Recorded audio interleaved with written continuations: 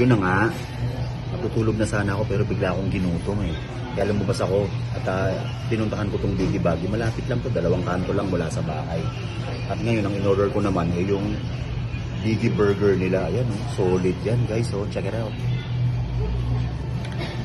Mura lang ang price niyan. Tignan natin kung ano lasa.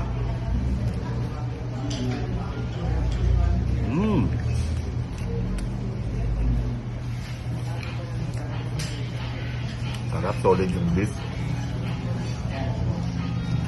Kung mahilig ka sa burger, dayuhin mo tong Biggie Baggy. Dito lang to sa Shaw Boulevard, Acacia Lane.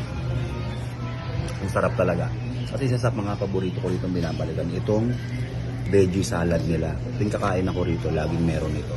Alam mo naman, kailangan ng gulay para ang buhay maging makulay. Yan o.